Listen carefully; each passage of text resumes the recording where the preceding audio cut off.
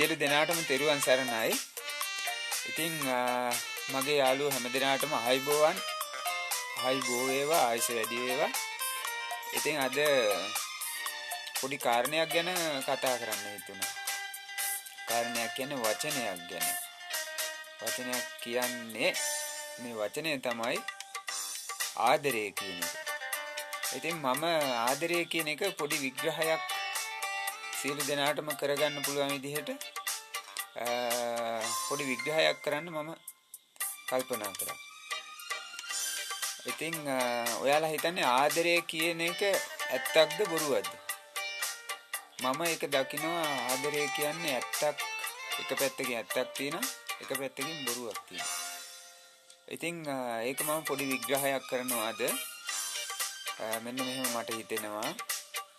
අපි ජීවිතේ හැම කෙනෙක්ම සතෙක් මිනිස්සෙක් වුණත් මේ ලෝකේ උපදින හැම කෙනෙක්ම ජීවිතේ උපදිනකොට ඒ හැම කෙනෙකුටම අවශ්‍යතාවයන් ටිකක් ඒ ජීවිතයත් එක්ක සබහාදහම බැඳීමත් එක්ක අවශ්‍යතාවයන් ටිකක් තමයි හැම ජීවිතයකටම ඇති වෙන්නේ.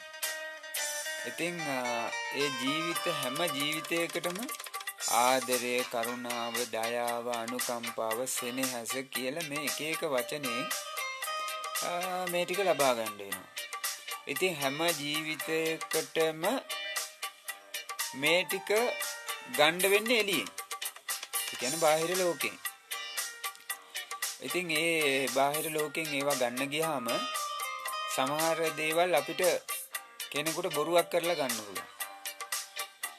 සමහර දේවල් ඇත්ත කියලා ගන්න පුළුවන්. සමහර දේවල් වංචා කරලා ගන්න පුළුවන්. සමහර දේවල් මුලා කරලා ගන්න පුළුවන්. සමහර දේවල් රෙස්පෙක්ට් එකේ, ඒ කියන්නේ බලහත්කාරයෙන් ගන්න පුළුවන්. සමහර දේවල් තාඩන පීඩන කරලා ගන්න පුළුවන්. ඒ කාගේද එක්තකොට ඒ හැමදේම ගන්න තමන්ගේ අවශ්‍යතාවයන්. තමන්ගේ ශරීරය තුළ ඇතිවන අවශ්‍යතාවයන් බාහිර ලෝකෙන් ඒ ගන්න ක්‍රම. ඉතින් සමහර දේවල් තියෙනවා මේ අවශ්‍යතා සම්පූර්ණ කරගන්න අපි වචන පාවිච්චි කරන් දෙනවා. ඉතින් ඒ වචනය පාවිච්චි කරේ නැත්තම් සමහර මේ ලෝකේ ගොඩක් දේවල් ගන්න බෑ. ඉතින් ඔය අතර එක දෙයක් තමයි මං කියවනේ මේ එක එක විදිහට මේ බාහිර ලෝකේ තමන්ගේ අවශ්‍යතා ටික එළියෙන් ගන්න එක එක විදිහට අපි වචන පාවිච්චි කරනවා කියලා. ඉතින් මම දකිනවා ඒකේ මේ ආදරය කියන වචනය එක වචනයක්. ඉතින් මේ වචනය ගැන පොඩි තේරුමක් දෙන්න තමයි දැන් මේ අදහස් කරන්නේ. ඉතින් සමහර දේවල් ගන්න අපි ආදරය කියලා කියනවා. එතකොට අවශ්‍යතාවය කාගේද? තමන්ගේ. එතකොට එළියෙන් මේක ගන්න ඕනේ. එතකොට ඒ ගැළපීම එළියෙත් එක්කෙනෙක් ඉන්නවා. එයාටත් ජීවිතේ අවශ්‍යතාව තියෙනවා. එයත් ආදරය කියනවා. එතකොට දැන් මේ ගැළපීම තුල අවශ්‍යතාව ඉෂ්ට වෙනවා. ඉතින් කිසි කෙනෙක් කාගේවත් අවශ්‍යතාව වෙනුවෙන් ජීවත් වෙන්නේ නැහැ. තමන්ගේ අවශ්‍යතා ඉෂ්ට කරගන්න තමන් බාහිර ලෝකෙන් ඒ දේවල් ලබා ගන්නවා. කිසි කෙනෙක් මේ අනුන්ගේ අවශ්‍යතා වෙනුවෙන් නෙමෙයි මුලින්ම කැපෙන්නේ තමන්ගේ අවශ්‍යතාව වෙනුවෙන්. ඉතින් ජීවත් වෙනවා කියන්නේ ඒක තමයි. ඉතින් ඔගේ තව පැත්තක් තියෙනවා. තමන්ගේ අවශ්‍යතා නැති කරගෙන අනුන්ගේ අවශ්‍යතාව වෙනුවෙන් ජීවත් වෙන අය තමයි අවංක ඇත්ත ආදරේ. මෙහෙම හිතන්නකෝ. අපි හිතමු ආදර බැඳීමකින් දෙන්නෙක් ඉන්නවා. එක්කෙනෙකුට කාට හරි කෙනෙකුට අසනීප වෙනවා.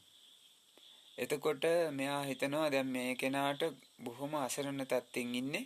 මම එයාගේ අවශ්‍යතාව වෙනුවෙන් මගේ නෙමෙයි එයාගේ අවශ්‍යතාව වෙනුවෙන් ජීවත් වෙන්න ඕනේ කියලා හිතලා එයාගේ අවශ්‍යතා ඉෂ්ට කර තමන්ගේ අවශ්‍යතා යටපත් කරලා ඒ වෙනුවෙන් ජීවත් වෙන කෙනාට තමා නියම අවංක ආදරය කියන වචනේ පරිසමාප්තියේ අර්ථයක් දෙන්න පුළුවන්.